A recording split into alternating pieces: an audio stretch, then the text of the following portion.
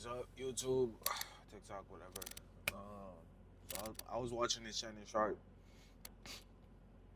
ex-girlfriend interview on Sun, and she was talking about how Shannon Sharp was, allegedly putting hands on her, allegedly R-worded her, allegedly was toxic, allegedly was controlling, was manipulative, allegedly was allegedly was just a bad, I guess, boyfriend, whatever, partner. To me, this woman is a fool. I mean, I have no respect for idiots. I have no respect for foolish women. And because you're a woman doesn't mean I need to respect you. That doesn't mean I need to treat you as a human being. Because if you don't even value your own self, how I value you? It doesn't make no sense. I don't value you. So this woman allegedly, it's not even allegedly. She said it in the interview. So this woman was married. She was a reporter for the not for the Denver Broncos, but she was a reporter in Denver. That's where Shannon Sharp played. He played for the Broncos for a few years, and then he went to the Ravens. Uh, so yeah, I guess they met in the locker room. They kicked it off, and I guess Shannon Sharp was able to secure it, bag her, whatever. But the thing is, if you remember what I just said, this woman was married.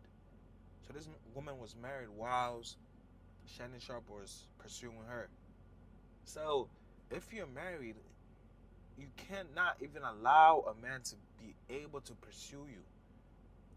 When a man can pursue you, that means he has your number, has your phone number, has some type of contact with you. And as a married woman, you cannot have contact with a man that you know is physically attracted to you and wants to sleep with you.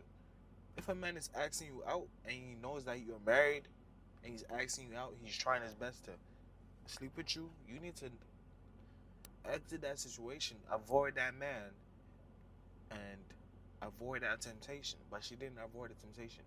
So Shannon Sharp was able to seduce her, connive, and was able to sleep with her.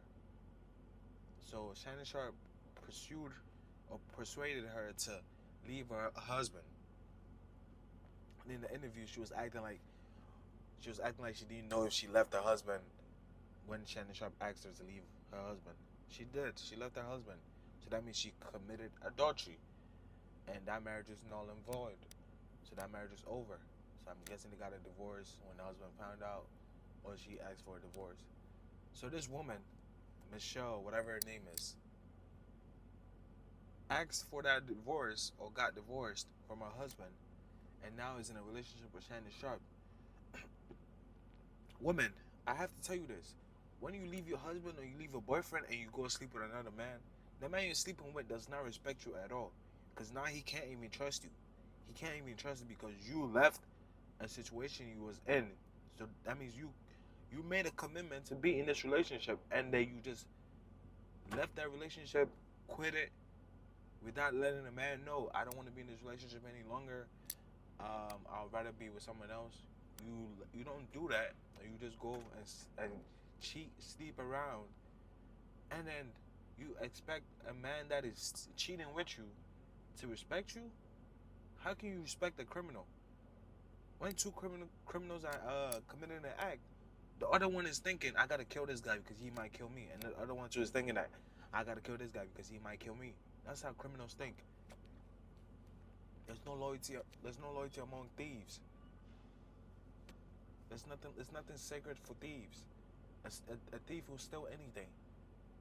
So if a cheater will cheat on her husband, she's gonna cheat on whichever other person they're with at that moment that they're cheating with. People have to know this. People have to know this, and women especially have to know this. If you make a commitment, stay in that commitment or leave before you start dating other people. Because when you leave, your dignity is is uh is saved. You're walking away with some at least some dignity, not a cheater. not an adulterer, not an evil woman, a demon. You don't want to be that. Because now, when you do that, a man is going to look at you sideways for the rest of your life. Because if he made this vow with you and then you guys said you're committed to each other and then you just step out and end that marriage because you couldn't control yourself, that man is never going to respect you. He's never going to even look at you as a woman. He's going to look at you as something beneath his shoes. And we don't care about a man's opinion, but if you have a child with this man, you had to co-parent. And co-parenting with a person that doesn't want to see you, doesn't want to look at you, despises you, has some type of hatred towards you because of what you did, it's going to be very hard to co-parent. It's going to take years and years of of trying to heal that heart that has been broken. So just don't do it. But yeah, let's get back to the Shannon Sharp topic. So now this woman saying that he R-rated her. I don't think he did, because to me, like, if you're in a relationship with a girl and you guys are already having sex, or you're in a marriage, you guys are already having sex, like, there's really there's no off limits. Like, no means no. But if you're in a relationship, it's a little bit different than a stranger just R-rating you. It's a little bit different. So let's say if a woman doesn't want to sleep with her husband, but she just forces herself to sleep with her husband because she knows her husband needs to have sex and she's tired and she doesn't want to do it, but she just does it anyways. Technically, that's R-wording, right? That's R-wording because she doesn't really want to do it, but she's just doing it because she knows you need it, and once you're done, she could go to bed. So that's why in a relationship, this R-word thing is a little bit tricky. Because it's like, how am I R-wording my wife? Her body belongs to me and my body belongs to her. Most people don't believe in marriage. Most people think that relationship, boyfriend and girlfriend, is the marriage part. So that's why I'm speaking on it like that, because people look at boyfriend and girlfriend as marriage, and what marriage is, what people do in marriage, boyfriend and girlfriends are doing. So I have to look at it as marriage because I'm talking to people who don't believe in Jesus Christ. Okay, it's not. I'm not only talking to Christians. I'm talking to regular people that are not saved, don't want to be saved, and are living in fornication. I have to talk about this.